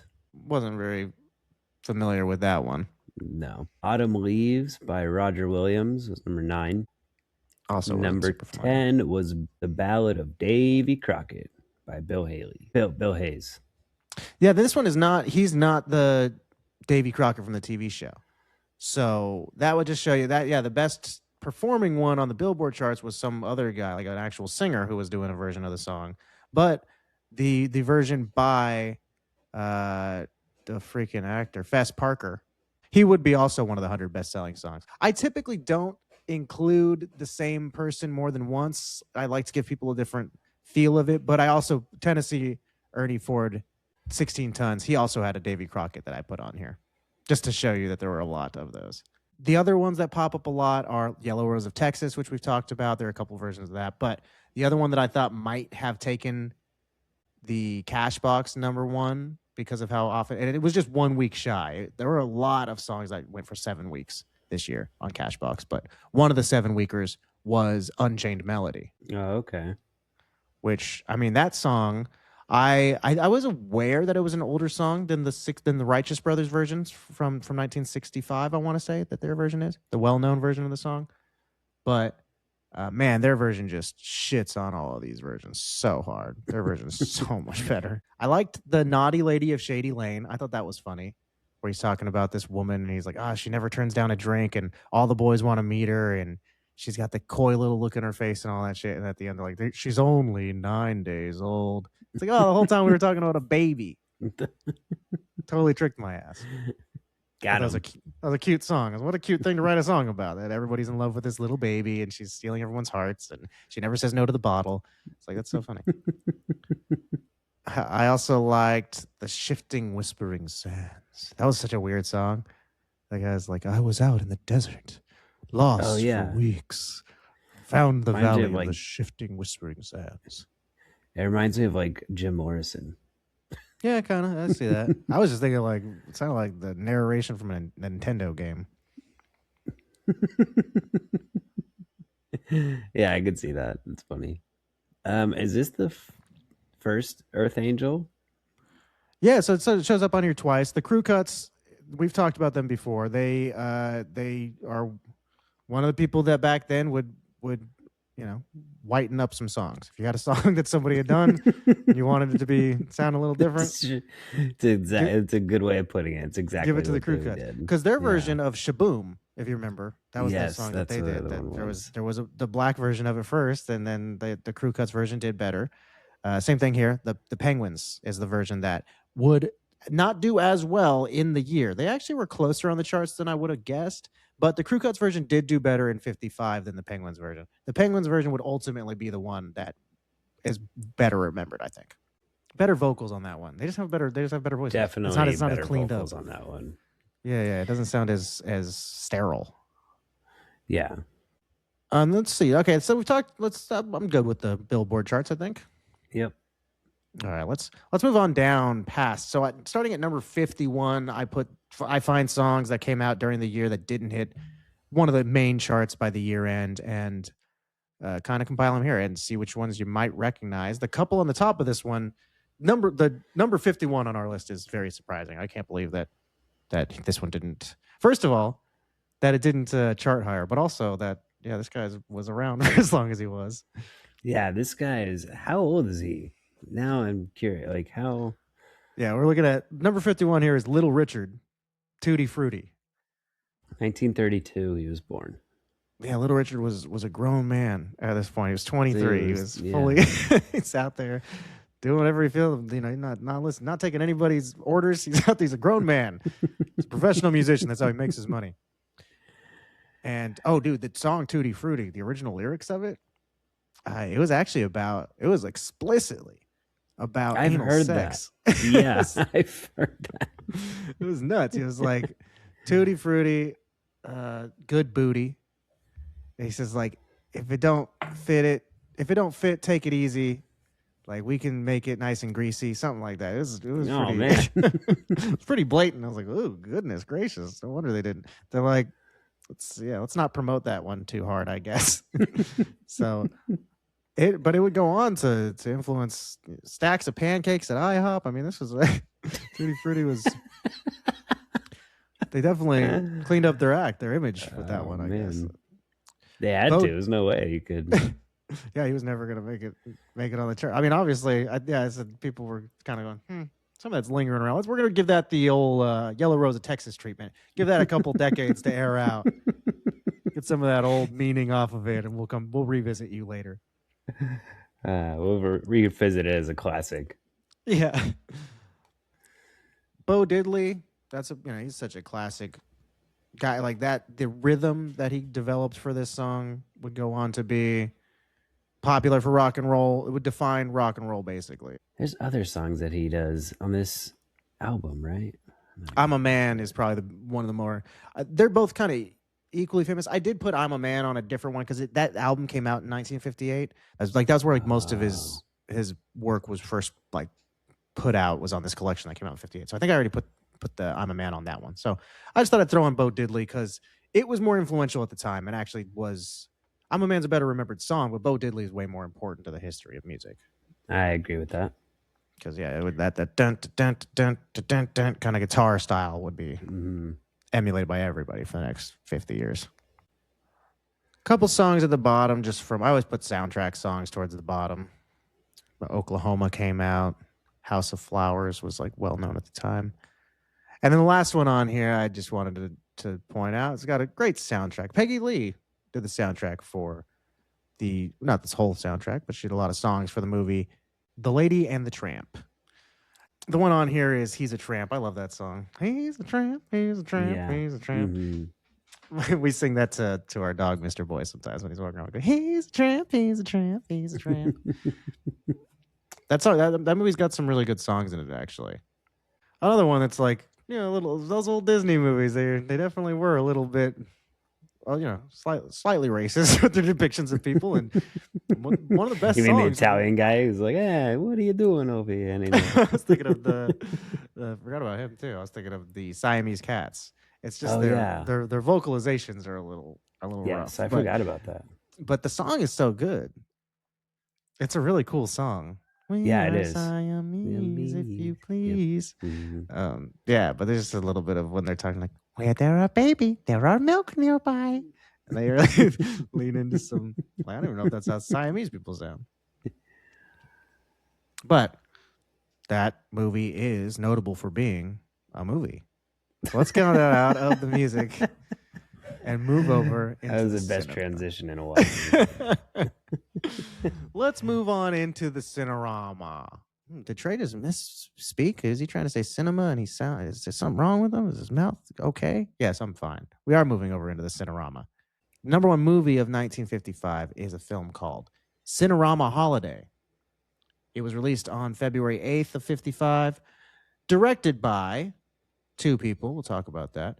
Robert L. Bendick and Philip DeLacy. You might have realized that name sounds crazy foreign to you. Cinerama Holiday. It sounds like nothing you've ever heard before. This was a difficult movie to track down any information of, let alone the movie itself. So we did watch it. So that's cool. But a lot of the information I pulled for like the credits, I just had to grab from the actual credits. The way it shows up in the actual credits in the opening of the film is, in quotes here, an actual adventure derived in part from America Through a French Looking Glass by Pierre and Renee Gosset. So that's a book that this movie is kind of based on. It's derived in part from, is how they say it. Adaptation by Otis Carney and Luis de Rochemont. So they're kind of the writers of this. That, again, we'll talk about in a second. Starring Fred and Beatrice Troller and John and Betty Marsh. They are the two couples who star in this film. Budget of this movie was $1.5 million and the gross $10 million in 1955. So it made a bunch of money, which is very, very shocking. Cinerama Holiday intercuts between the adventures of two real-life married couples. First are Switzerland's Fred and Beatrice Troller, who begin their panoramic tour of America in Las Vegas, then wind their way around the U.S., stopping in San Francisco, New Orleans, New York City, and New England. Meanwhile, Betty and John Marsh of Kansas City board a flight to Switzerland, commencing on an immersive European vacation full of bobsled rides and ski trips down the Swiss Alps, along with visits to the Paris Opera, the Louvre, and the Notre Dame Cathedral in France. Taking you on a journey of wonder and discovery, these two holidays come to life through the remarkable lens of Cinerama. That synopsis I pulled from Canopy, which is where we were able to watch this film. We'll give out a shout out to Canopy. That really saved our asses on this one because you can't. At one point, I was like, I guess we'll just rent it. The world was like, no, you won't. You're not going to rent this thing. This movie barely exists anymore. Yeah, but Canopy is actually a cool site. So if you have a library card, or if you want to sign up for a library card, sign up and they'll give you access to rent movies. Kind of like checking out a book or checking out a DVD back in the day at a library. It's kind of the same thing. So Canopy, they stream. They actually help us out a lot in regards to recreating what actually was seen by the people back in the day, because they stream it in something called Smilebox. That's what their like recreation of Cinerama was. I guess that's probably the best place to start out, is to explain what the fuck Cinerama was. What is this? You got to know what a Cinerama holiday is. You're gonna have to know what a Cinerama is first. Okay, Cinerama was a way of projecting movies onto screens, which was supposed to replicate a quote-unquote human eye experience. It was curved around a panoramic screen with 3 individual projectors, and it was super cool. Like, as soon as I turned it on, I was like, whoa, this is actually dope. Like, this is way cooler than I thought it was going to be. Yeah. The Smilebox thing was, it's just like curved kind of in your screen a little bit. I watched it in my bedroom. I should have been watching it on like the big TV in the living room. For some reason, I watched it in my bedroom, and the whole time I kept thinking, this probably look way cooler out in the living room. I don't know why I didn't just get up and walk out. But so I didn't really get to experience it that well. But I mean, yeah, it was like early IMAX or something. Like this thing was, you were sitting inside. That's what earlier when you're saying you were really transported back into the 1955 because you were inside the movie screen. Like you're in the, you have to look to your left and be like, whoa, he's fucking skiing down the hill, and you watch him to your right as he goes around the thing, like the Sphere in Las Vegas. Yeah, that was like the first Sphere. This is like a whole experience that people went out just to go do. Well, so that was the other weird thing. That's like the weird thing about how it made it so big, because this projecting Cinerama films is not, obviously it's not cheap, it's not easy. You can't just go to your local theater and see Cinerama because they need to have a curved screen. They need to have the 3 projector system. Because I mean, it's shot on these special cameras that shoot. It's like 3 lenses in one. At the time of its release, there were only 19 theaters in the entire world that could show Cinerama. Yeah. So I don't know how this thing got that much money for people not being able to really see this. I guess this is just popular this year. It had to have been. Yeah, I mean, this was so long ago. I guess it was like, oh, come on, we gotta go see Cinerama Holiday. Let's go, get your shit together. Quit being dumb. I'm gonna hit you if you don't hurry up, woman. Everyone was just excited to get out of the house and go see this movie. So yeah, I mean, yeah, they all flocked to these 19 theaters. I mean, I guess that means that if you lived in a state that didn't have a fucking thing, if you lived in Arizona, you went to California to go see this movie. If you really wanted to, yeah. If you really wanted to see it. Yeah. I guess that's another thing. Maybe we were talking about how popular movies were, but I guess there just were so many movies to go see. Or something. Maybe. I suppose. Yeah. I don't know. Maybe. Maybe tickets cost $1,000 a pop to see this, and that's why it did so well. It makes sense, though, that people would want to go see this. It's crazy. Yeah. I can't believe it. Really. It's so nuts. This last thing about the actual Cinerama. So, yeah, this is only the second film ever produced in Cinerama. The first one was called This is Cinerama in 1952. So it had been 3 years since the Cinerama movie had come out. When This is Cinerama came out, everyone thought it was sick, but they were like, we don't really know if this is feasible to be buying these multi-lens cameras and these crazy projectors and the Cinerama Dome in Hollywood is the only like geodesic concrete dome in the world. That was something they had to build to make this, to shoot these fucking to show them. They had to build like a world first structure. So I was like, I don't know if we should be investing all this time and money into it. So the people who actually made this movie, they fucking asked the audiences. We saw that in the beginning of it. They were like, we didn't know what to do with the technology. So we asked you, what did you want to see? And people said they wanted to see a travel log, basically. A movie that showed a couple on vacation, which is what this film is. Just to wrap up on that, the only other ones that came out for Cinerama were Seven Wonders of the World in 1956, Search for Paradise in 57, South Seas Adventure in 58, The Wonderful World of the Brothers Grimm in 62, and How the West Was Won in 62. And those are the only Cinerama movies that have ever come out. Okay. I'm curious to see the other ones now. Yeah, super weird. Just this little flash in a pan. It was really a really, really awesome technology. Just they were trying to inject some life into movies this year because of the fact that TV was kicking movies' asses a little bit in a lot of ways. Yeah. One of the other things about this too was the sound system that they used. Mm-hmm. Some of these movies had up to like 7 tracks running all at one time. It was like a multi-channel system.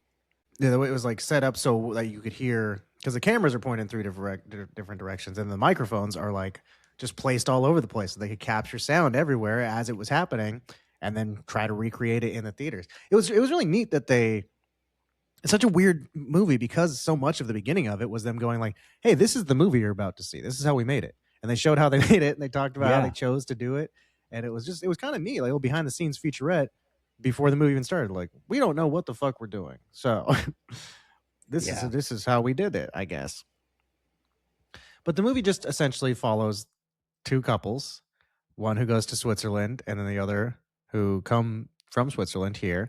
And right away I thought, oh, this Swiss guy is falling into the trap that so many Europeans fall into when they vacation in the US. where they think it's like Europe, where it's like everything's close together. Because he's describing his little itinerary, and I was like, "Oh, this sounds like a nightmare." He's like, they landed St. Louis first of all. He's like, the first stop we want to make is Las Vegas. Then we're going to go to San Francisco, and then over to New York. And I was like, "Whoa, man, this is a weird path you're taking." And I don't think you're gonna have time. This doesn't sound like it's gonna be all that fun. And then they show that they made them. I don't know if they actually did the whole trek, but it shows them rolling up to Vegas on a fucking motorcycle. And he's like, "Our trek to Vegas took a couple weeks," and you're like, "Well, you didn't fucking tell them this was gonna happen?" That's crazy. Just float, bugs hitting him in the face for 2 weeks. They're like, "We're not gonna film this because this seems boring. We'll just meet you guys there." Yeah, we'll fly there like normal people. Yeah, I know. And then it's the American couple right away. He's like, "We let Cinerama plan our holiday. We didn't know what was going on in Europe, so we just asked them to do it for us." They had a fabulous time. Yeah. It seemed like that was his desire. The Swiss guy was like, "I really want to," because they said they wanted to see Vegas, and then they wanted to see the American. They wanted to see the Old West. That was one of the things they talked about. Oh yeah, that's what he said. We went to Arizona to see the Old West. Yeah, they wanted to see. He wanted to see some real. His words, not mine. He wanted to see some red Indians. He said, and I was like, these people think that the Old West is still happening because that's how movies were. Movies, all like half of movies, especially making it to other countries. Like I think we've talked about sort of like Japan, like where it's like every movie that comes to America, especially from Japan, that we make about Japan, it's all about feudal Japan. You're like, is that the only thing they care about, or is it just that that's all we know about them? So that's their exports. That's like what we like about them. Yeah, and I think that's the same thing for most countries about America. We're like, "Oh, the rootin' tootin' cowboys are coming in, and I can't wait to meet them." And then they like got there, and it was funny because then 1955. They met cowboys. There were still cowboys around. They like weren't disappointed. I thought that was great. Good for them. When they left Las Vegas, they got stuck in a creek like right away in their little shitty motorcycle. And I was like, I couldn't tell. That might have been something that was planned. That's what, like, when I said this was adapted by two writers. You know, I think this was, we know the quiz shows and stuff like that back then were all kind of orchestrated. I think it was the same thing here a little bit. I think some of it was probably manufactured scenarios, but they get stuck in a river, and then to their luck, they're rescued by. They get to meet cowboys and some again, their words, not mine. They meet some red Indians, but all wrapped up in one. There's some Native American ranchers who come and save them. It was like that had to be staged, because I was like, you could go on the left or the right of this trail. Why did you not do that? It's not like you've never ridden a moped before. You live in Switzerland or whatever. Yeah, I mean they just had ridden 2 weeks to get to Las Vegas, so they obviously have had some form of practice, if that's true.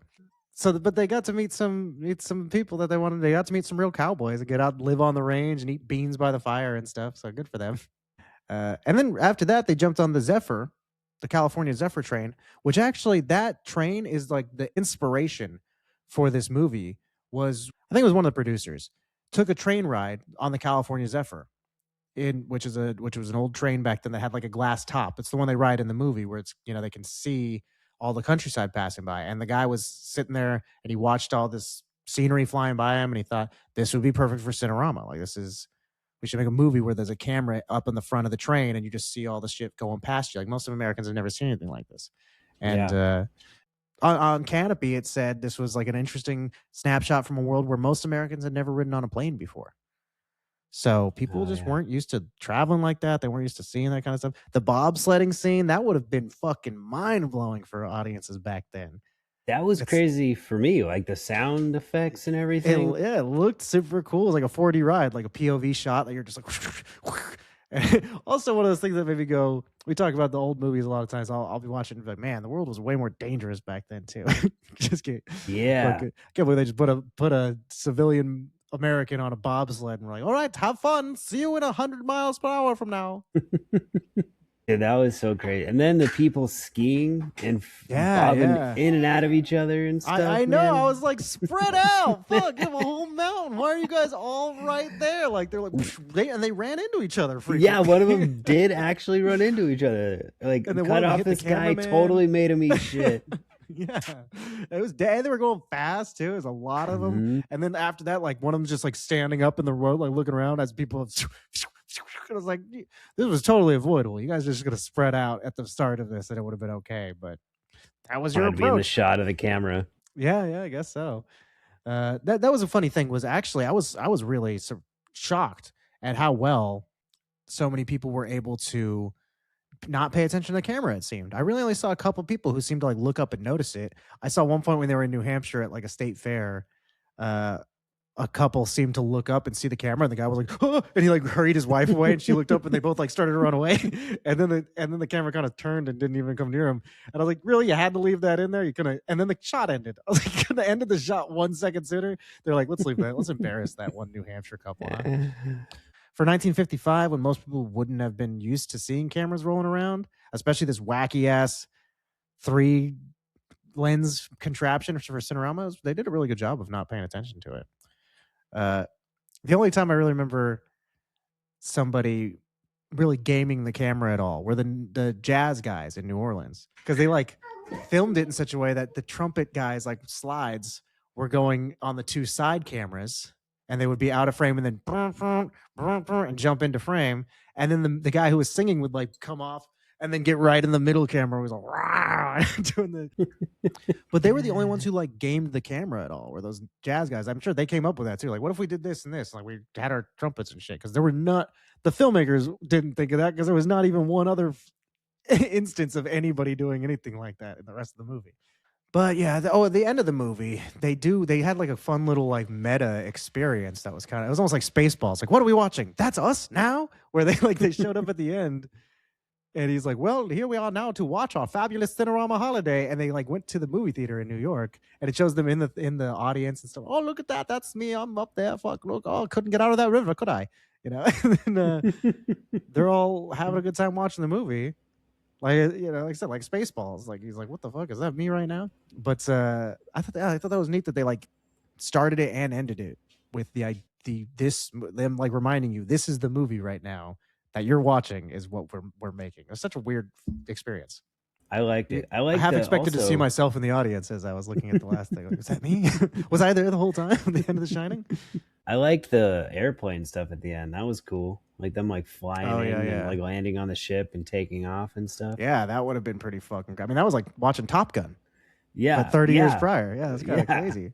That was one of the things that like the Swiss guy specifically asked to see the new jets and stuff, because like that all that shit was brand new. So that this was also a way for America to show off as well and be like, look at our cool new shit that we have, because Americans didn't see it and never would have any occasion to see jets flying around like that, like you would in even Top Gun was exciting for people 30 years after this. Mm-hmm. And it was basically the same thing. It really was just like, I mean, I was intrigued, going, what the fuck? How do they land on that thing, especially in the 50s? Like, dude, he stopped on a dime. I thought he was going to get hooked by one of those cords or something. A wire catches him. That's what they say. I didn't. Yeah, I was like, how does that? I really don't see it as it comes up from underneath. There was that like safety wire, but he was like, just, like yeah, I know. It was fucking cool. It was pretty shocking. So yeah, it was a really, really cool movie, and I can just imagine how cool it would have been for people back then. Yeah, I liked it a lot. No notes. Yeah, I wouldn't change anything. All right. Okay. Well, let's see. This bad boy. Out of 1,955 3-panel screens. So technically, this is out of a total of like like almost 6,000. But we'll leave them that math. I'm gonna give it 1,855 3-screen projectors. I think that's a really high score. I was thinking the same thing. I was very tempted to give it a perfect score, because this is like one of the few movies that did exactly what it set out to do and did it as well as you possibly could. It showed you what Cinerama was. It showed people the world. I mean, yeah, that's a really good score. I'm gonna go ahead and give it the same score. We'll say 1855s all around, because that is a very, very good. I mean, I don't know. I might even rewatch this. I was gonna say I don't know if I'll ever rewatch it, but maybe I will. I was watching on a little bedroom screen. That's wrong. I was just joking around. We saw it in Cinerama. We saw it like as the actual people saw it, because we went back to 1955. That's the point of the show, folks. You can't forget, folks. We actually travel back in time. We don't mention it very often. But don't think that we forget. Yeah, we definitely have not. How could we? It's our lives. This is what we're living. Okay, let's tell you all about our lives back then because we watched, like everyone, we watched the top 5 most watched movies of the year this year in 1955. And so number 1, Cinerama Holiday, a movie most people probably have never heard of. And a couple of these, similar situation for myself. Number 2 in the country was Mr. Roberts. I was like, oh, I don't know, Mr. Roberts. Number 3 was Battle Cry, another one I'm not familiar with. The 4 and 5 though, I did know these. Oklahoma. I'm sorry, I guess it's pronounced Oklahoma. It's got a exclamation point. That was the first ever 70 millimeter film. So they were making they were trying to do a lot of different stuff in 1955. They were like, we got to beat TV somehow. We got Cinerama, we got 70 millimeter, kind of a similar sort of situation, but a little more wieldy. And then number 5 was Guys and Dolls, another movie that I know the name of, but I've never seen. I've never seen it. I haven't seen most of these. I think the only one I have seen is Lady and the Tramp. Came out this year. Yeah, Lady and the Tramp. Yeah, I guess we should start there, I suppose. That makes sense. That is the most well-known movie of the year, will be Disney's Lady and the Tramp. We mentioned it earlier. He's a tramp. He's a tramp. It's a good one. It's never been my favorite Disney movie. No, me neither. No, it's a very small story compared to most Disney stuff. It's a good way of putting it. Yeah, it's not. It doesn't really take on. It's not that. I don't know. It doesn't really. I also can't even remember really what's the hook of it. She gets lost and she goes and hangs out with him, and they go home. Yeah, and then she becomes a tramp. Yeah, I can't. I really don't remember what happens. To be honest, I don't remember it's been so long. I should have rewatched it, to be honest, but I did not. I rewatched. I mean, I saw it not that long ago because then I saw the live action version, and I remember that wasn't. There's a live action version. Yeah. It wasn't very good, and it's all. But I guess it does give you a sense of how life moved back then. And the town is so small. Their idea of the story is very little. It's just like life was so simple. It seemed, even for the dogs. You know, like it felt. A lot of what was happening back in 1955 feels like a different world than nowadays. It feels almost like the old version of the country before now. Yeah, in weird ways. Like it felt less. It just felt not modern. Like. You kind of just lived in your town. You didn't go on jets. So, yeah, just the world felt so small. And Lady and the Tramp is a good example of that, actually. Another Disney film that came out this year that was one of the other more popular things in 1955. Like, across the board. We've seen it in the music. It also was one of the more popular things on TV. It didn't crack the top 5, but still. It just took the world by storm. Was Davey Crockett. It actually would debut in December of 1954, the TV series. So, I mean, it came out last year, but it didn't, it was just 55 is like when it dominated. And the show was so popular that they came out with a movie, which was just a recutting of the first 3 episodes of the TV show. Oh, okay. They just edited them back together and made it into a movie version of it and put that into theater, which is like, if you're a kid, you'd been like, oh, you bastards. But I guess back then you didn't really see. It's not like you rewatched stuff or you didn't have it on DVD. So you're like, hey, I finally get to rewatch that early one I liked. I did watch that movie. I liked it. Oh, you did? Yeah. I've never seen any Davey Crockett stuff other than him singing the theme song in the Disneyland show I watched in 54. Oh yeah. But I've never seen anything of it. Is it good? Yeah, it was good. I liked it. It was cool. I had a coonskin cap. I read that. Oh, yeah? Like I was looking up like games and toys and stuff, and it was like one of the most popular things was coonskin caps this year because of the TV show. And I was like, hey, I had one of those. Yeah. I mean, people. That's so crazy that this show. I saw at the end of the Disneyland thing. I forgot the one that I watched this week. It ended with him somebody coming on from Hudson Motors was the sponsor for the show, and he was like, kids, come on down to Hudson Motors tomorrow. Bring your parents to get this signed picture of Fess Parker from Davy Crockett, along with a comic book that's an exclusive story. And you can come by and get that at Hudson Motors tomorrow. And while you're here, have your mom or dad sign up for the competition, which will have you 3 sent to Disneyland for the grand opening, as well as getting a new car. And he was like, you'll get this number one car. Or if you're in second place, you'll get this other car and the trip. Or if you're in third place, you'll get this other car and a trip. I was like, damn, Hudson Motors was sick. I've never heard of Hudson Motors. No, neither have I. I feel like the Hudson Hornet, isn't that a car? Yeah, from Cars. That's what I thought of too. That's immediately what just popped into my head. Yeah, but that's a real car. Oh, really? The Hudson Hornet, is it? Okay. Yeah. I just know it as that was his name in Cars. His name was Doc Hudson, and he used to be known as the Hudson Hornet. A Hudson Hornet is a car manufactured in Michigan, Detroit, 1951. Yeah, that is what he looks like.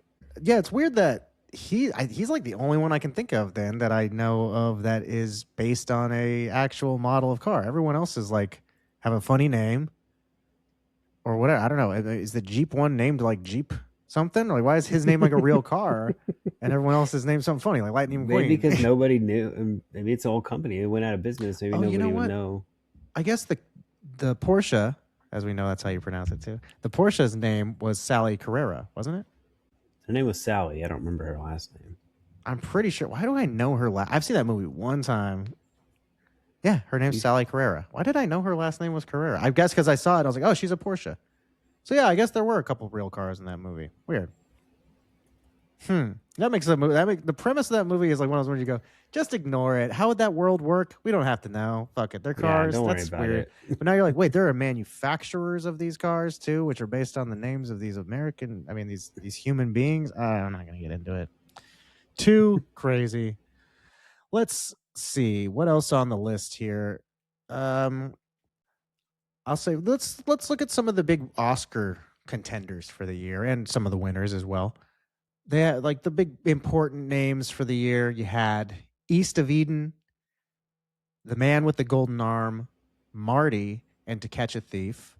I really wanted to see Man with the Golden Arm. It sounded pretty nuts. It starred Frank Sinatra about a heroin addict, but I didn't watch it because I did watch two other of these though because I've always wanted to see two of these, so I did see these before I watched Man with the Golden Arm. I ran out of time.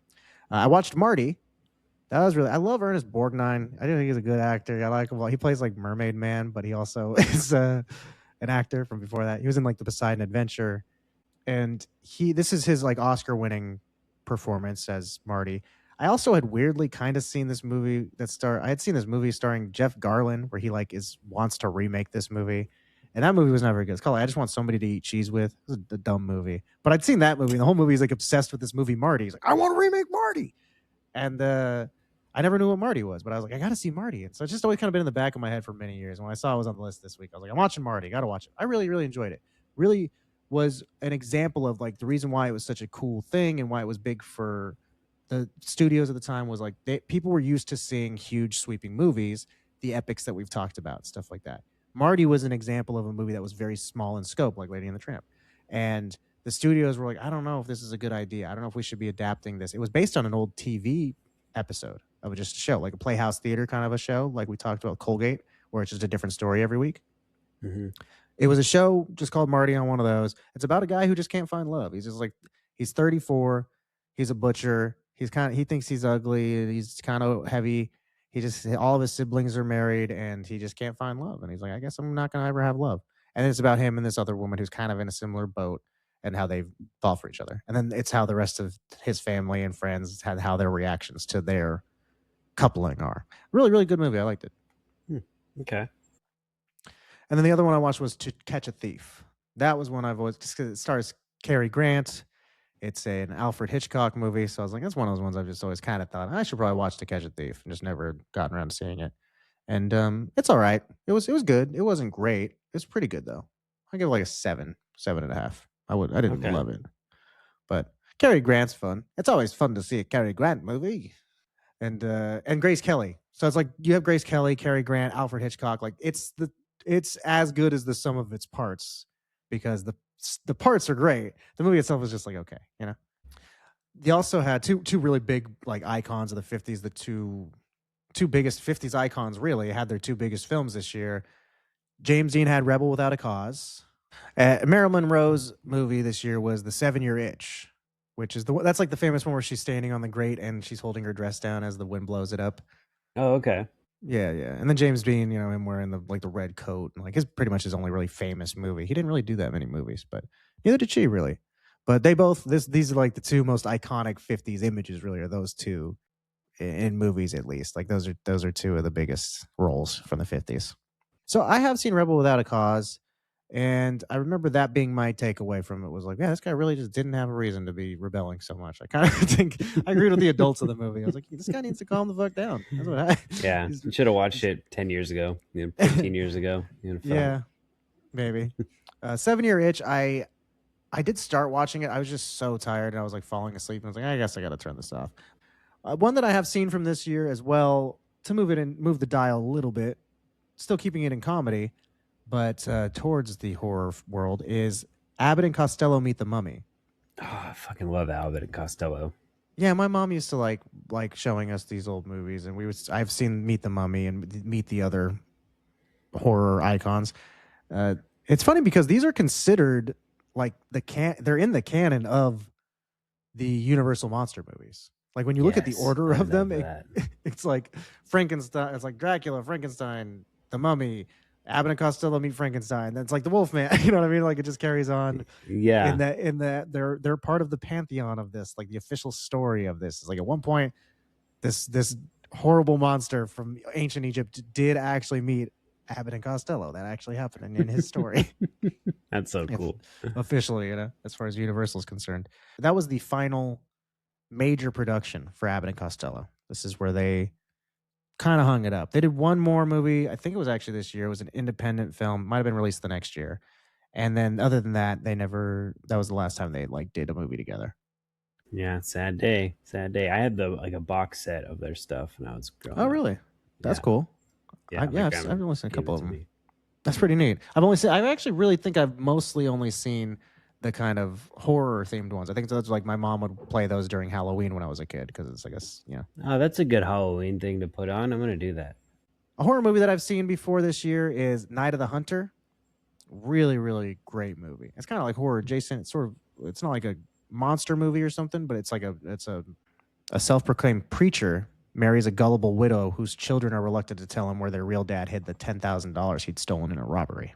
And so this pretty cool. Yeah, this guy is just like, I mean, he's really Robert Mitchum plays the preacher, and he's just like super menacing the whole time, and he's like kind of threatening the kids, and they can't say anything because he's not just their new stepdad, he's also the preacher in town and stuff. So it's a really cool movie, very suspenseful. And then there were a bunch of really low quality horror movies came out in the 50s. Like they would just do so many sci-fi movies and put out a ton of them because they were a quick cash grab for production companies back then. They didn't take a lot of money to create. And where I know I've seen at least a handful of these, I'm sure you've seen these as well, Mark, because there's a lot. Again, I've done this once before in the past, but I'm about to read you a list of movies that have shown up on Mystery Science Theater 3000. All of these came out in the year 1955. You have Revenge of the Creature, which actually is the only 3D film to come out in 1955. So that's kind of on its way out, actually, as like Cinerama and the 70 millimeter are coming in. The 3D, which was so big in the early 50s for horror films, is on its way out. But so you have Revenge of the Creature, King Dinosaur, Bride of the Monster, Teenage Crime Wave, and This Island Earth. All were Mystery Science Theater ones. And This Island Earth is actually the I know that one for sure I've seen because that's the one that they used for the movie, the MST3K movie. Oh, yeah. So I have seen that one, definitely. A couple of the other ones sounded familiar. And then the last thing that I watched from this year, that's another thing that most people are familiar with. This was a theatrical short from Warner Brothers. Back then, they still were showing shorts before movies. So I didn't really, they weren't showing these cartoons on TV yet. Like old Bugs Bunny and Mickey Mouse and shit like that. They used to just play them as pre-roll to movies. And one of those that debuted this year was Michigan J. Frog, who would show up in the cartoon called One Froggy Evening.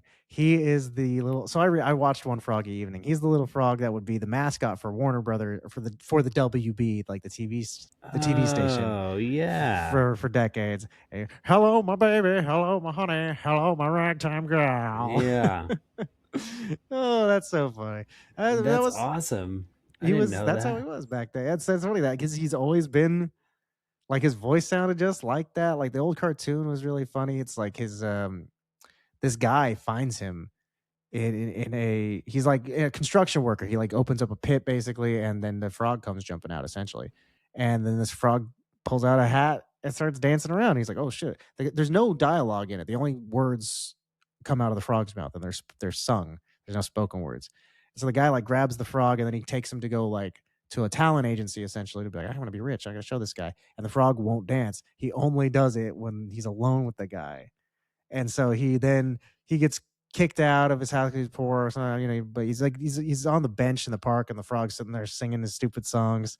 And then like a cop thinks that this guy is singing at the top of his lungs, and now he thinks he's crazy because he thinks a frog is singing, so he sends him to the insane asylum and shit. So this frog just like destroys his life.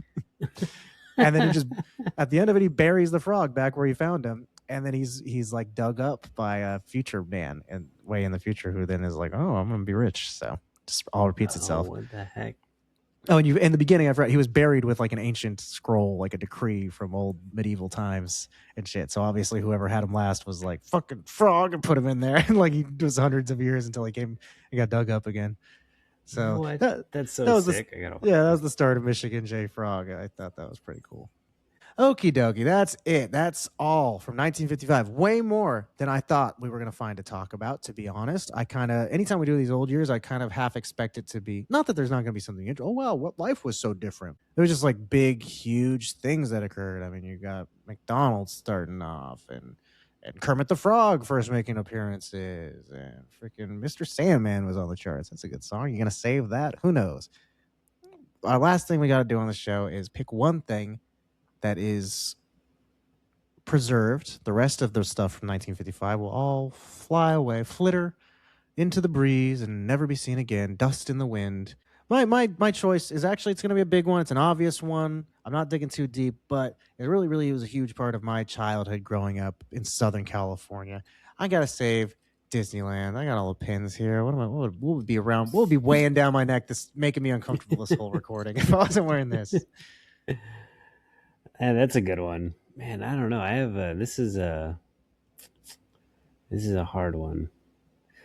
I am going to save 16 Tons by Tennis Ernie Ford. I like that one. That's a good one. I like that song a lot. That was a really cool song. That was a whole album. The whole album was 16 Tons that came out in 55. So I'll save the whole album. Screw there it. we go. We got a whole bunch of. I was going to see, is there anything else on here? There's a lot of different boogies. That's good to know. You got the Shotgun Boogie, the Catfish Boogie, the Smoky Mountain Boogie, as well as the Blackberry Boogie. So we are all set for boogies. That's good. I was actually just thinking about that. I don't think either one of us has saved a boogie so far. The whole show. So gotta save the bugs. 45 episodes. We have not saved one boogie. Okay, well, here we go. We're going to be boogieing on down. And I know that every time from now on, for the rest of my life, anytime that I personally boogie or even hear a boogie, I'm going to be thinking about 1955. And I'll be thinking to myself, I think the same thing you'll be thinking. That we wish we were then. then. All right.